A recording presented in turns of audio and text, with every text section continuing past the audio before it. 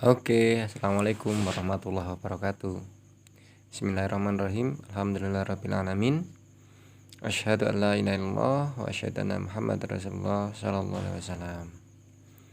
Oke, Bapak akan melanjutkan materi yang minggu lalu yang Bapak sudah berikan videonya. Namun kali ini Bapak akan sedikit memperjelas kembali dan mereview kembali, mengulang sedikit penjelasan yang kemarin, dan akan Bapak tambahin tentang penjelasan tentang bab menikah dari hukum dan istilah-istilahnya atau istilah dan hukumnya. Ya, mari kita pelajari mulai dari sekarang tentang munakahat learning material.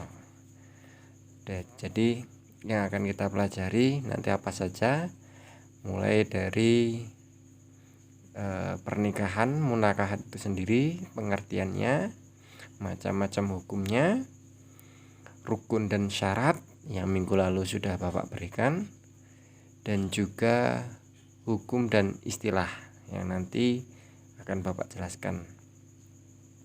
Oke, selanjutnya pengertian. Bapak akan mengulanginya kembali dari pengertian munakahat atau menikah. Bahwasanya kata menikah itu berasal dari bahasa Arab, yaitu dari nikah, yang sebelum mendapat imbuhan dari bahasa Indonesia, atau yang artinya adalah dalam bahasa Arabnya yang artinya bertemu, berkumpul. Dalam hal ini istilah menikah ialah suatu ikatan lahir dan batin antara seseorang laki-laki dan perempuan untuk hidup secara bersama dalam suatu rumah tangga, atau yang biasa disebut dengan rumah tangga itu sendiri. Ya, melalui akad yang dilakukan menurut hukum syariat Islam. Yang kemarin minggu lalu Bapak jelaskan tentang ijab dan qabul. Dalam ini menikah menurut Undang-Undang Nomor 1 Tahun 1974, perkawinan ialah ikatan lahir batin antara seorang pria dan wanita sebagai suami dan istri dengan tujuan meraih sebuah keinginan kebahagiaan dunia dengan berdasarkan ketuhanan yang Maha Esa. Oke, sekarang macam hukum. Ada wajib, sunnah, mubah, makruh, dan haram yang minggu lalu Bapak sudah jelaskan. Yang tidak usah Bapak jelaskan lagi. Sekarang kita menuju ke rukun dan syarat. Rukun dan syaratnya yaitu rukun adanya mempelai laki-laki dan perempuan dengan syarat beragama Islam untuk laki-laki, atas kehendaknya sendiri, bukan tuntutan atau paksaan, bukan mahram, tidak sedang ihram haji. Begitu pula untuk wanita, tambahannya syaratnya tidak bersuami, ya, tidak sedang dalam masa iddah, dan tidak ihram haji juga. Adanya wali yaitu mukallaf itu Islam, dewasa, sehat, akal, dan itu yang minggu lalu Bapak insya Allah sudah jelaskan juga. Maka lebih jelasnya bisa dilihat di materi yang minggu lalu. Untuk istilah dan hukum saat ini Bapak akan menjelaskan beberapa istilah-istilah di dalam pernikahan secara agama Islam, yaitu mulai dari nanti ada yang disebut zigot, taklik, talak. Zigot itu ya janji, taklik, talak, jatuhnya talak. Maksudnya ketika seorang suami sudah menjalani akad ijab qabulnya atau menjadi seorang suami, dia mempunyai kewajiban untuk memenuhi hak-haknya istri. Jika tidak bisa memenuhi hak-haknya istri, maka secara tidak langsung akan jatuh talak kepada istrinya, walaupun si suami ini tidak menghendaki. Namun karena dia tidak bisa memenuhi haknya istrinya, maka dia akan terkena taklik talak itu. Yang kedua, mahar.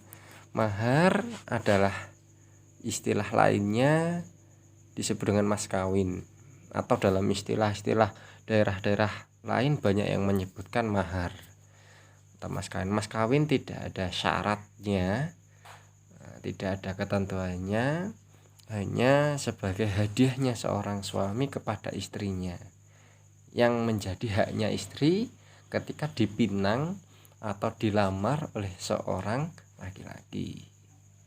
Namun dalam Islam, seorang perempuan tidak boleh memberatkan maharnya kepada suaminya atau calon suami. Selanjutnya mahram. Mahram nanti kaitannya dengan adanya wali yang sudah Bapak jelaskan dalam rukun. Mahram itu seseorang yang diharamkan untuk dinikahi. Bukan muhrim. Muhrim itu orang yang ihram. Selanjutnya iddah. Iddah itu adalah masa menunggu.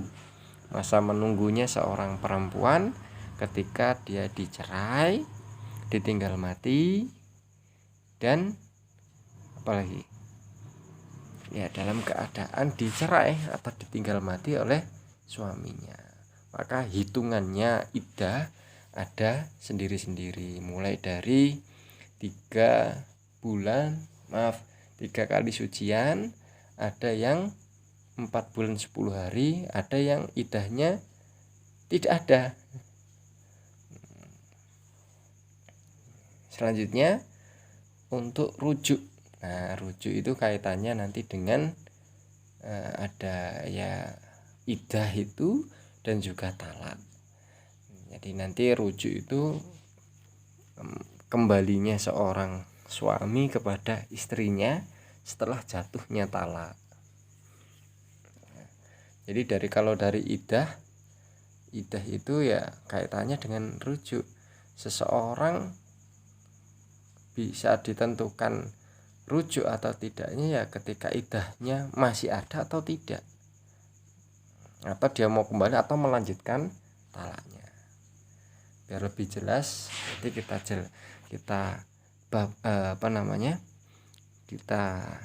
terangkan tentang talak.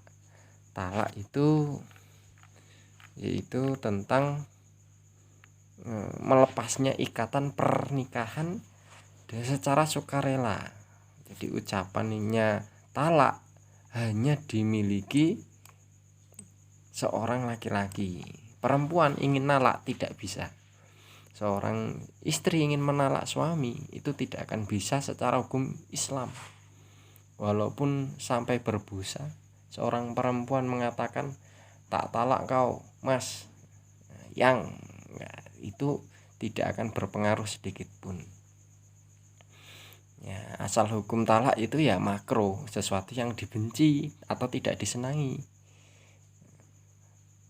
Dalam ini talak dibagi menjadi beberapa macam, ada talak bain, ada talak rajai, dan talak sunnah, talak bid'ah. Saya mulai dari talak sunnah dulu. Talak sunnah yaitu talak yang sesuai dengan sunnah. Menalak istri itu ada sunnahnya, tidak syukur ditalak, yaitu ketika menalak seorang istri dalam keadaan sunnah atau secara sunnah itu yaitu istri pada masa suci tidak digauli. Jadi tidak dalam keadaan haid atau tidak dalam keadaan nifas dan yang lainnya. Jadi keadaan suci, tidak dalam keadaan hamil, nah itu digauli. Maka istri itu bisa ditalak. Adapun talak sendiri ada bid'ah, ya tidak sesuai dengan ketentuan sunnah, itu talak bid'ah. Ketika seorang istri menjalani nifas atau yang lainnya, suci digauli lalu ditalak, habis digauli ternyata ditalak. Nah ini tidak sesuai dengan sunnah. Ada bain sugro, ada bain kubro. Kalau talak raja itu talak yang masih raja itu rojak, yang masih bisa kembali. Adapun talak yang lain, talak bain itu ada bain yaitu menceraikan tidak akan rujuk pada istrinya dengan jatuhnya talak 3. Jadi sudah tidak bisa kembali lagi. Itu namanya talak bain. Adapun penyebabnya, beberapa talak terjadi itu biasanya karena adanya fasakh. Fasakh itu ya karena rusaknya pernikahan. Ya, akibat pernikahan itu ya sebabnya fasakh. Adanya talak itu rusak karena adanya fasakh. Karena pengaduan istrinya suami dengan alasan yang tidak dibenarkan. Contohnya ya, seorang suami itu melakukan karena sesuatu yang tidak disenangi oleh istrinya, mungkin ternyata tidak sesuai dengan apa, tapi si istri tetap tidak bisa menceraikan. Yang bisa menceraikan hanya seorang perempuan gitu. Ada tadi istilah hulu itu dalam arti ya berarti tanggal, yaitu seorang istri yang hanya bisa melaporkan, hanya bisa meminta cerai kepada suaminya.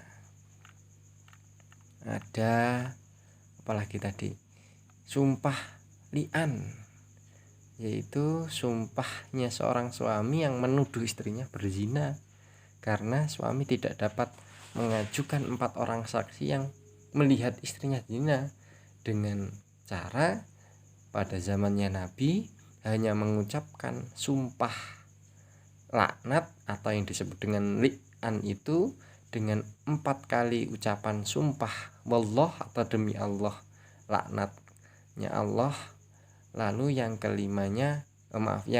keempatnya demi Allah, ya, bahwasanya istrinya melakukan zina sampai 4 kali, yang kelimanya ditambah dengan laknatnya Allah atas diriku jika tuduhannya itu dusta.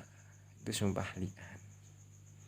Maka ketika itu ya, kalau li'an berarti ada hukum ranjam ketika memang istrinya benar melakukan sebuah perzinaan.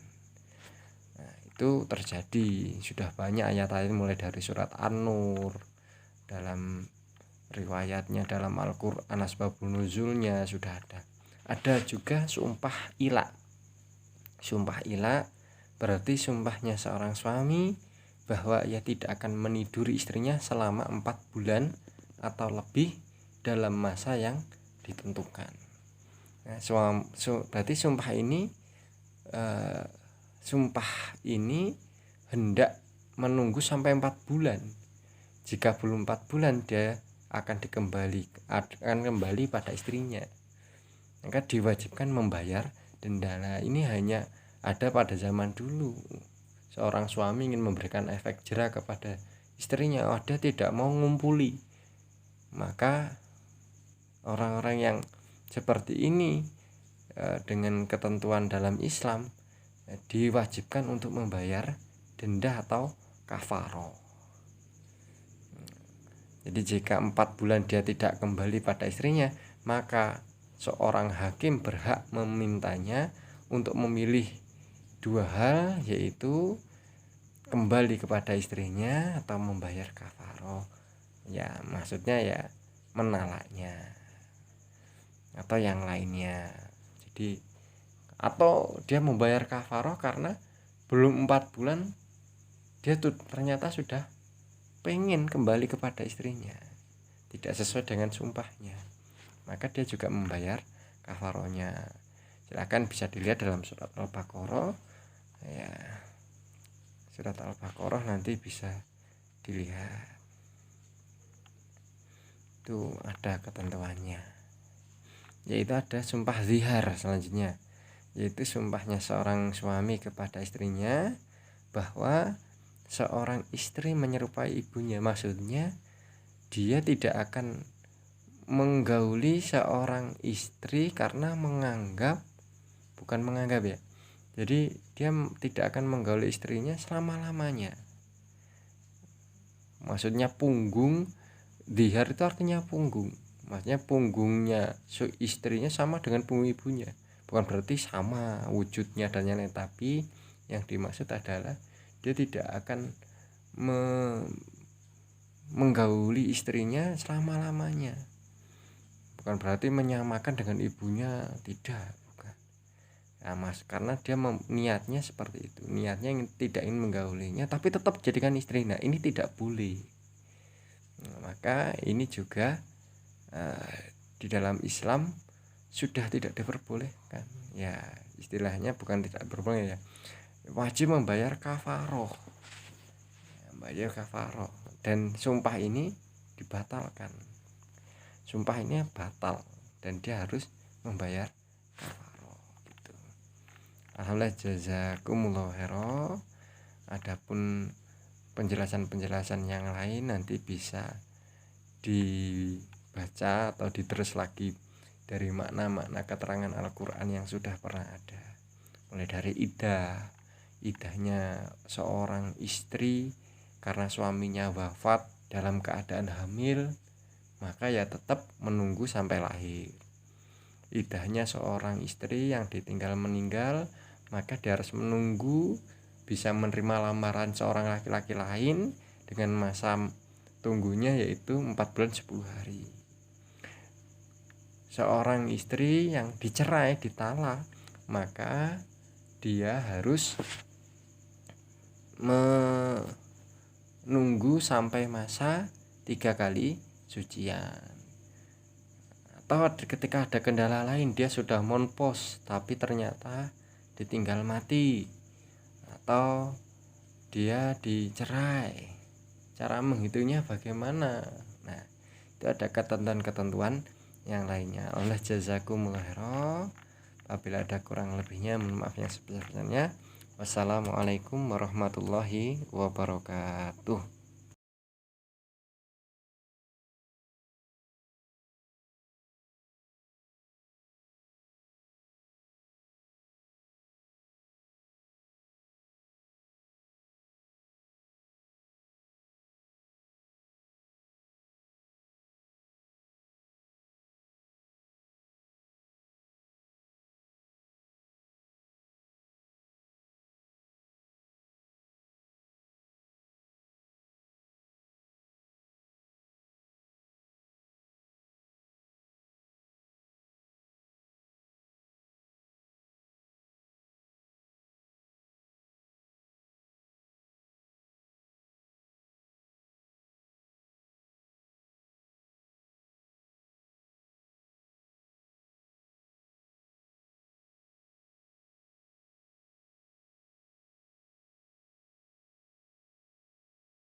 Ada beberapa penjelasan yang kurang tepat, insya Allah akan Bapak jelaskan lagi.